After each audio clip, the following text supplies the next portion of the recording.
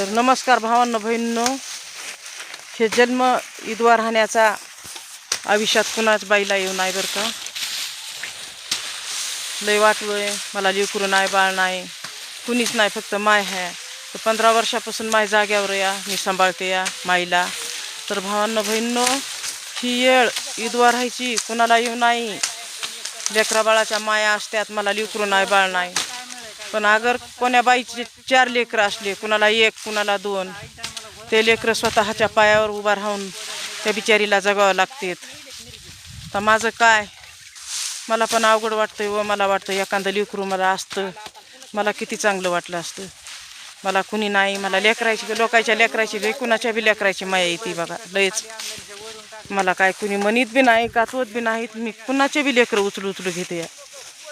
काय करावा. म्हणून माझं म्हणणं आहे, ईश्वराला प्रार्थना करते मी, देवा कुणाच्या नशिबाला ईदवाची येळ येऊ नाही. लय अवघड आहे, लय बेकार आहे. सगळ्यांना वापर केला पण काय उपयोगाचं नाही. कशाची मा आहे बहीण, कुणाचा भाऊ कुणाची भाऊजाई, सगळ्यांना वापर केला आणि असं टाकून दिलंय. आता मी एकटी म्हणून मला लय अवघड वाटतंय. असं नसून नाही कुणाचं जगात कुणालाच येळ येऊ नाही. असली गड्याला बी येऊ नाही बाईला बी येऊ नाही, पण येळ येते. काय येते देवा तुला ठाव रे बाळा ईश्वरा.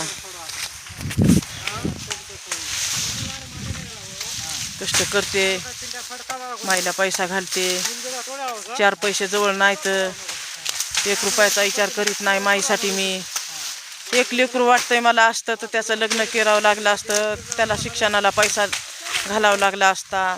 म्हणून माईला मी किती बी जीवन उघडून लाविते, पण माय माझ्यावर बदलायलेलीच आहे. काय करावा भावांनो बहिणींनो, कमेंटमध्ये सांगा तुम्ही. मग मी लेकरायला कुण्या बी वाचायला होते कमेंट, आणि माझ्या माईला म्हणते बघ तुला जग काय म्हणतं इथं, जगातल्या माझ्या माता बहिणी माझे भाऊ बंध काय म्हणते तुला बघ. मी असं माझ्या माईला सांगते. ऊस तोडायला आलात आम्ही, 2 दिवस सुट्टी होती. काल धुरवड, परवा शिमगा, कुणीच आलं नाही तोडायला. आम्ही घरी होतो सगळेजण. थोडा राहिला, अजून 8 दिवस जातोय बघा. विश्रांत नाही, कुणाच्या जीवावर विश्रांत खावा. लय अवघड आहे माझं. पण अशी हशी खुशीत राहते की माझं काहीच वाटलं नाही. अशी राहते मी हशी खुशीत. काय करावं आता, काय किडू म्हणून जीवन रगडाव का, मरावं वाटत नाही.